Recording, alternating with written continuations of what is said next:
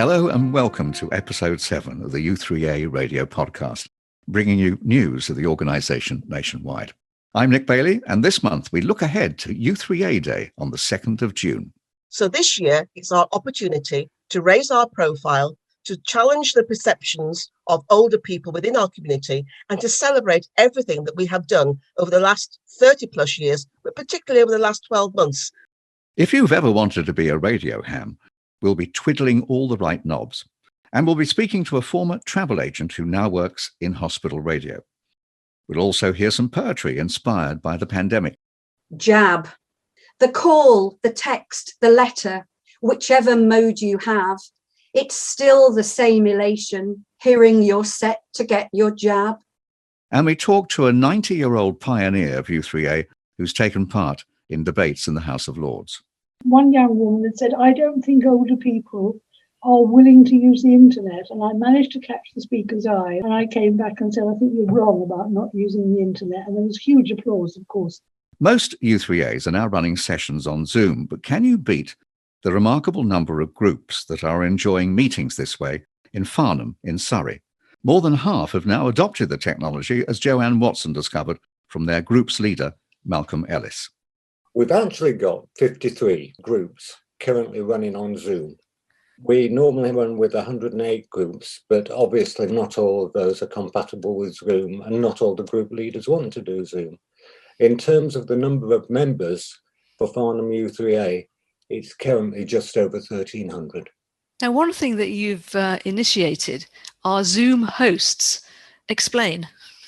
Well, a lot of the group leaders, particularly those for the large groups, and by large groups, I mean those which normally have speakers, and the number of attendees is something between 40 and 50, perhaps more in some cases. And those group leaders were nervous about putting their groups on Zoom. We have a monthly newsletter, which at the moment is called Flotsam and Jetsam. And I advertised for what I called Zoom hosts there, which were people who were IT savvy and were familiar with Zoom, so that they could take the strain of running the technology away from the group leaders, and the group leaders could concentrate on the content of their meetings. And I think we got 5 or 6 of those. And then I offered them to the group leaders, and the uptake was very good. Has the frequency of your meetings increased because of the flexibility of Zoom? In some cases, yes, it has. During lockdown, people have approached the group leaders saying, I'd like to join your group. Is it possible? So 2 groups in particular, a Spanish conversation group, where incidentally, the group leader is running the group from Barcelona at the moment, and a play reading group have upped their frequency and up their numbers. The Spanish conversation group has gone from fortnightly to weekly, and 2 group meetings a week instead of 1. And play reading has gone from monthly to weekly. So do you think that Zoom has made the U3a much more valuable to the community that use it? Oh, absolutely. Not only are they enjoying the lectures and looking forward to the lectures, which is particularly something for people who live on their own, gives them a bit of an opportunity to integrate socially and remember the faces of the people they meet with socially when they can. Malcolm Ellis, Zoom Master Extraordinaire. And no doubt this new technology will feature heavily in the first ever U3a Day, which will take place on Wednesday, the 2nd of June. The coordinator for the event is Sue Stokes, who's with me now. Sue, welcome. Thank you very much, Nick. What is the aim of the U3a Day? It came out of a consultation with members about 3 years ago, when the Trust was looking at what was happening in the future. And one of the issues that came out of members' consultation was that we didn't have a very high profile, and that people were constantly asking, what's U3a? So from that has emerged several things, but the biggest item has been U3a Day, the first of which should have been June 2020. And we now know for all the reasons why it didn't happen last year. So this year, it's our opportunity to raise our profile, to challenge the perceptions of older people within our community, and to celebrate everything that we have done over the last 30 plus years, but particularly over the last 12 months, because we have achieved an awful lot during COVID lockdown. Is there a particular relevance to the 2nd of June? in the sense that it is the first Wednesday of June, which is normally volunteer week. So we see ourselves in many cases, because we're a self-help organisation and the people within u3a are volunteering to do anything and everything that is asked of them in many cases, it's an ideal location. And in some cases, u3as actually go for the award for volunteer organisation. So that's the presence. The other thing is that it's hopefully the right time of the year. Fingers crossed, we'll have some good weather. And it's an opportunity to get out there to raise our profile within the public face of the communities. I suspect when the 2nd of June was chosen for this year, you've said that it was meant to be last year, but the pandemic put a stop to that. It was hoped that everything would be back to normal, but it's not, because that's not going to happen until the 21st of June. So was there a temptation to actually delay it even again?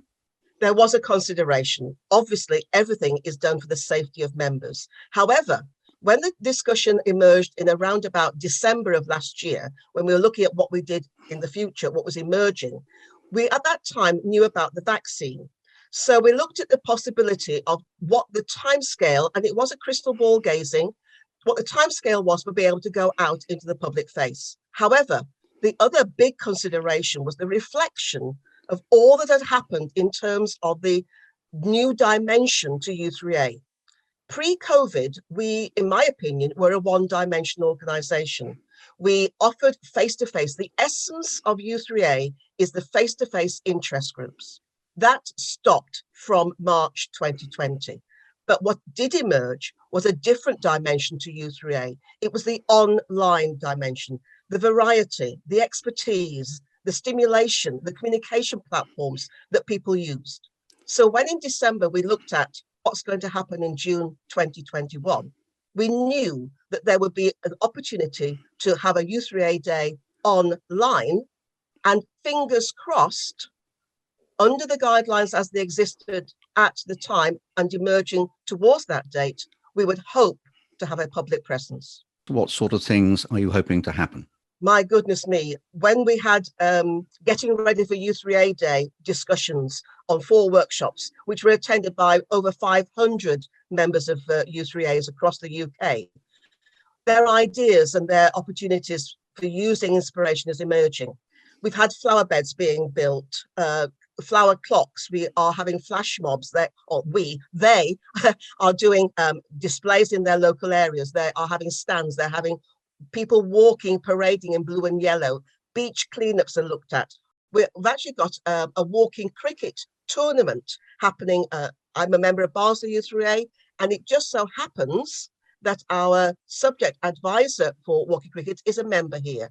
We're also been talking to the amateur radio members of u3as. It was a hidden knowledge to me that we actually had people involved in amateur radio, and they are looking to actually run a special call event, special station event, which will go through the 6,000 plus amateur radio members of their community. Not yet all members of u3a, but we have aspirations that with this involvement, they may all become. So we've got everything from the airwaves to the cricket field, to the town centres, to beach cleaning programmes. Sue Stokes, thank you very much. I wish you the best of luck, not only to you, but to everyone taking part in u3a Day. And thank you very much for talking to me. Thank you very much. It's going to be great. It's going to be a wonderful u3a Day on the 2nd of June. Thank you, Nick. If you want more information, just go to the events section on our website at u3a.org.uk. And there's also a u3a Day Facebook page. And that walking cricket tournament Sue spoke about will have a very special celebrity guest who's very proud of his Barnsley roots, the former cricket umpire Dickie Bird. Sue also mentioned the amateur radio community and how they're involved, so we thought it would be a good opportunity to talk about amateur radio more generally and discover that it's still thriving despite Zoom and FaceTime. Peter Clift caught up with the subject advisor for amateur radio, Mike Meadows, and got him to explain how it worked. Amateur radio is a popular technical hobby and volunteer public service that uses designated radio frequencies for non-commercial exchange of messages, wireless experimentation, and emergency communications. Amateur radio is the only hobby that's governed by international treaty. Radio amateurs make use of their frequencies in a number of ways. contacting people all over the world by radio, which often leads to developing international friendships, communication through amateur space satellites or with International Space Station, which carries an amateur radio station. You say that it's worldwide. What's the longest distance you've ever communicated with somebody? Under the right conditions, it's perfectly possible to hold a very good conversation with somebody in New Zealand and Australia every morning. With the radio path is well over 12,000 miles away. It's almost like fishing. You go on the air every day and you're not quite sure if you're going to catch a big one or a minnow. You know, that's the excitement, and that buzz will never leave me. The equipment sounds very, very expensive. Is that always the case? Actually, in real terms, seeing that I've been licensed since 1974, and when you look at your weekly wage and the then commercial equipment that was available compared to now, the features and the quality of the equipment that you buy are considerably much cheaper.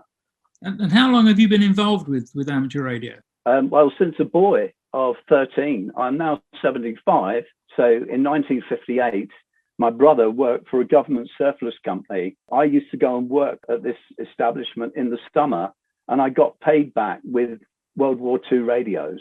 And that's what got me into the listening, this sort of classical move through from being a shortwave listener, learning about radio, where all the signals are, what they are, and then progressing through to getting a license.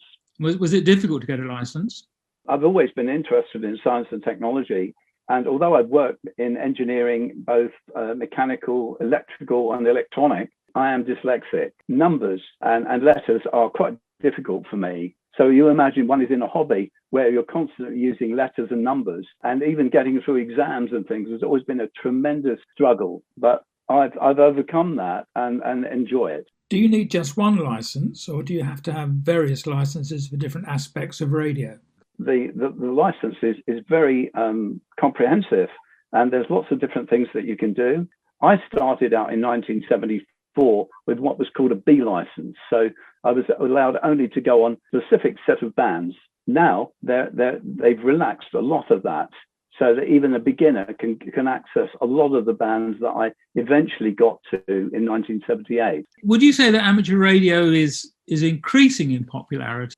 Yes, I mean, the thing is that the latest statistic coming from the national body, the Radio Society of Great Britain, is that there has been over 4,000 new amateurs join the hobby since lockdown 1. Just over 2,500 of that number are on new licensees. There are about 65,000 amateurs within the UK and over 6 million worldwide. Are there many youngsters coming into it? A lot of the techniques that the younger people are going for are obviously computer and internet based. They will hopefully progress and find other things to do within the hobby. Now, you've spoken about building your own equipment. I guess for a lot of people, they build their own radio equipment. I've heard some even build their own TV equipment. Yes, indeed. Yes. I mean, the thing is that the link from the subject advisors page would take interested parties into a vast range of individual specialist groups that are doing specific things within the hobby. For you, what have been the joys of amateur radio? What has it done for you? But as a boy, I was very, very ill. I was a very sickly child. I had terrible asthma. Amateur radio has brought me out of my shell because it's made me talk and feel confident and be able to do things. Personal enhancement is the thing that amateur radio has given me. And obviously a huge circle of social contacts of people I've met throughout my life. Mike Meadows, the subject advisor for amateur radio. And I can't help being reminded of Tony Hancock's Radio Ham and the fact that it's not raining in Tokyo.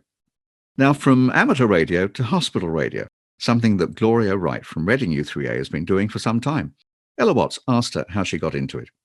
It's like so many things that happen in life. It's an occurrence, isn't it? This is honestly true.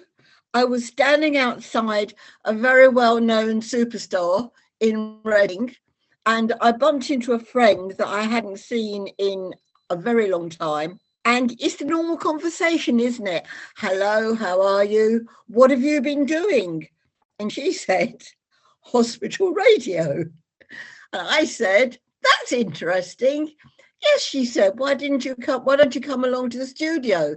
And that was 2009. And I never really left. And so what was your background? What was your work in life? Up until 2013, in fact, I was a Crown Court usher at Reading Crown Court. And before that, I was a travel agent for over 40 years. Do you feel that they helped you with hospital radio, those two employments? From the point of view that I am used to speaking with people, you know, whether in my travel agency, finding out what people would like to do or where they'd like to go, or in the court, looking after my jurors, so that when I arrived on a ward and needed to talk to somebody and say, hello, I'm from hospital radio, my name is Gloria, I'm wondering if you'd like a record, I'm quite at ease. I mean, this person is a stranger to me. I'm at ease talking to people. So yes, I would say yes, basically. How important is communicating through music to the patients in the hospital? 100% important. From the point of view that people, they will choose music for a reason.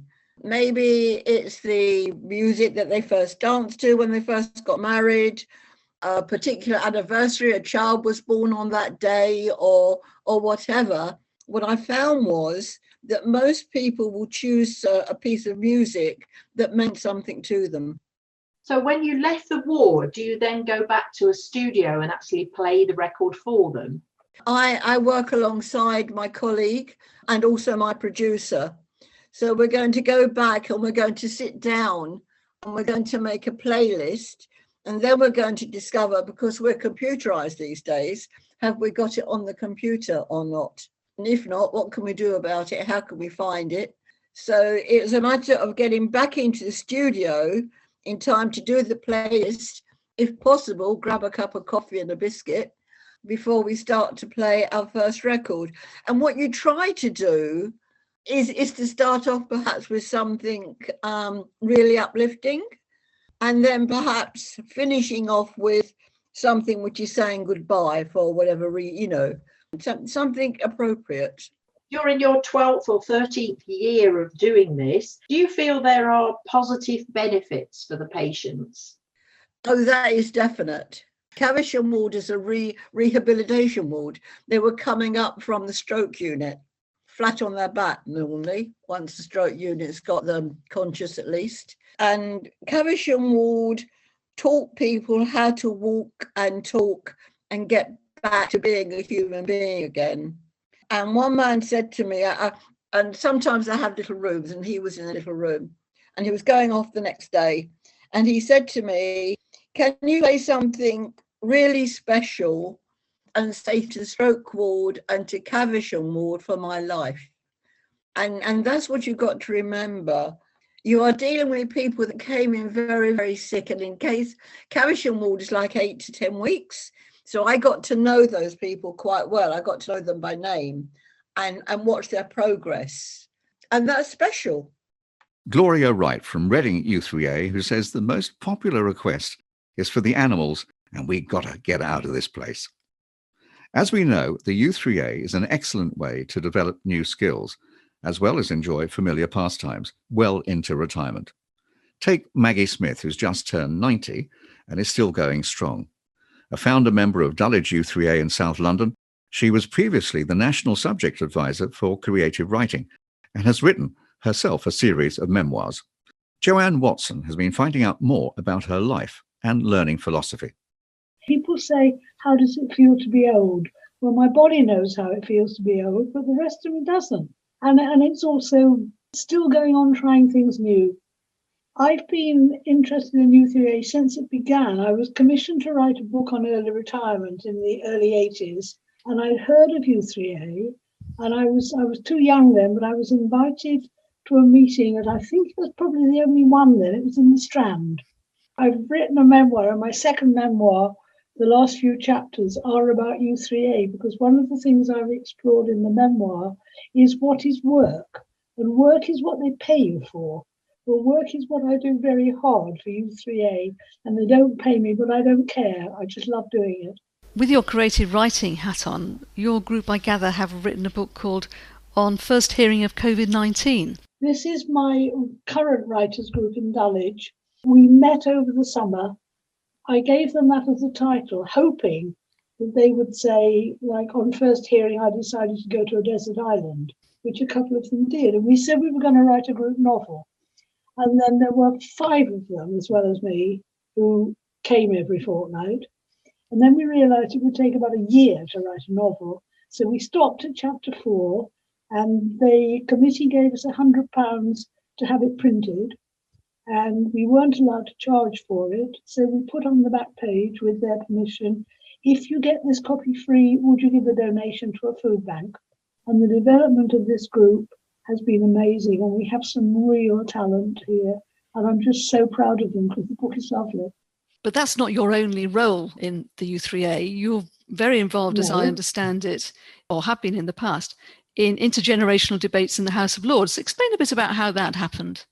I think it was about 8 years ago, between young people and u3a in the House of Lords. In fact, we were told we were the first people since the House of Lords had been opened who'd sat on the red benches, which was wonderful. So there would be about 120 from u3a all over the country. First one was who should do social care, basically, the government, the family, or private. And then the next one was about voting by email. And it was lovely. I managed to speak at that one because one young woman had said, I don't think older people are willing to use the internet. And I managed to catch the speaker's eye. And I came back and said, I think you're wrong about not using the internet. And there was huge applause, of course, from among u3a people there. A couple of other projects that you've been involved with include the Horniman Museum. And I gather has got an incredible collection of stuffed animals. So how does the u3a relate to that particular museum? This was a shared learning project which I'd actually suggested. I live about 400 yards from the Horniman. They wanted people to help classify the history of their curators all the way through. And that's, you probably know, is the idea of a shared learning project. You work with another organisation. So the first one I did was with the British Library on children's literature in the 20th century, which was amazing. Outside the u3a, you were involved in a TV debate about Brexit and also with the VE Day anniversary in 2020. Now, I reckon you must have been a teenager on VE Day. So what are your recollections? I have an uncle who was taken prisoner at Dunkirk, and I wrote about VE Day. I was 14. And it ends with saying Uncle Bill was there, but Uncle Bill was not laughing and not dancing. He'd walked across Poland, one of these walks where they ended up walking barefoot. And I'm not sure I ever saw him smile again. And it had so many replies from people who were talking about their own relatives. It was described to me that you were both a feminist and a Quaker. So how have they impacted your views on life? My second memoir is really about becoming a single parent and struggling to find a career with 3 adolescent children at the same time that feminism was growing. And it sort of spoke to me. Not the man-hating feminism, I'm not interested in that, but the things that women still need. I mean, my second memoir actually ends with saying that the Women's Equality Bill was passed in 1975, and we still don't have paid equality. And your Quaker faith, how does that develop through your activities? 2 things that attracted me to Quakers is George Fox, who founded the Quakers, who said, let your lives speak. It's not what you say, it's what you do that counts. And that's what feels important to me, partly because I was brought up in a fairly hypocritical Anglo family. And I think I was sent to Sunday school to give my parents the afternoon off. Is there anything that you've got still on your bucket list to do? It sounds to me as if you've pretty much covered all your bases so far. My youngest daughter, and with a lot of help from her older sister, got together the most amazing DVD on my birthday. I don't know how she did it, where there are videos of people throughout my life saying lovely things about me. And so I've said, well, once lockdown is raised, I think I'm going to spend my time on trains going to see people I haven't seen for years. I suspect Maggie Smith won't be the only person travelling around the country once the lockdown is over. We managed to track Maggie down because her u3a told us about her. So if you've got any stories, including your life before retirement, we would love to hear them. Or maybe your u3a would like to suggest someone. Just get in touch through communications@u3a.org.uk. Someone who did get in touch was Carol Brewer from Belper U3A, who has spent her time during the lockdown writing poetry, which has now been put into a collection called Versus the Virus. Carol has written poetry all her life, but as Peter Clift found out, it took on a new meaning following a life-changing illness when it became part of the healing process. It did, yes. I in 2014, I had quite a serious illness, which took a long time to diagnose. And during that time, I had I had chemotherapy and intensive doses of steroids, and it completely wiped me out. And because I was going for regular treatment and visits to the hospital, it's a bit like when you're a mum to be and you keep getting the phone call, have you had the baby yet? You know, all purely good intentions and very well-meaning people that love me a lot and saw me through it. But it got a little bit wearing, sort of going through this is where we are now. So what I ended up doing to update people after each session, I did a bit of a bulletin and I did it in poetry, and it went absolutely wild. People loved it. And when I recovered, they really missed my poetry bulletins. Fantastic that I was much better in health, but they were a bit disappointed they weren't getting the regular poems. But it really helped. And anybody that's going through tough times knows what it's like when you're awaking in the middle of the night and the clock's taking a long time to go round. Poetry, just getting my thoughts down on paper in those dark hours, really did help me. Helped other people, not only by communicating with them, but my closest family around me would see that I was writing, and that would make them think, Carol's okay. If she's writing, she's okay. So it was really helpful in a lot of ways. How did lockdown affect you and your poetry? Well, it went a little bit crazy, to be honest. We did an anthology for u3a. The local Belper cluster did an anthology at Christmas time. I'm doing something at the moment for the Belper Fringe, which is called Poet Trees, where we display poetry on trees. And that's going to be towards May, June time, when hopefully we'll be able to go out and experience that as a community again. Yeah, it's gone quite frantic for me. And of course, I wrote a book called Versus the Virus. People had been telling me to put my thoughts in print for a long, long time. And I thought, okay, lockdown 1, what shall I do? I created this book. It's gone really, really well, been really well received. And donations from it are going towards NHS Charities Together and Mental Health UK. So it's a win-win situation. I'm in print and I'm giving back to charity. So poetry has really seen me through these lockdowns, absolutely. What's your advice to people in u3a who are thinking of perhaps they could do a bit of poetry? What would you say to them? I think literally just have a go. You don't have to share it with anybody. You can just do it privately, put your own thoughts down. Read a bit, read stuff that is really simple and easy to read. It doesn't have to be the complex Shakespeare sonnets and things like that. Read a bit of Spike Milligan and Pam Ayres, just have a go. Honestly, it's amazing where the journey can take you. I mean, I would never have thought that I would have had a hand in 2 books, 3 books with the anthology as well. Just have a go. Just literally making that first step. Carol, we'd love to hear some of your poetry. Could you read us some? Oh, I'd love to. I'm going to be topical then. So here we go. It's one that I've written a couple of weeks ago, and I think it's self-explanatory. Jab. The call, the text, the letter, whichever mode you have, it's still the same elation, hearing you're set to get your jab. Your eyes light up, your heart beats fast, your stomach gives a lurch. It's Christmas, birthdays, all at once. Thank God for that research. Never has a vaccination been such emotional relief as the nation's quietly praying for less sadness, heartache, grief.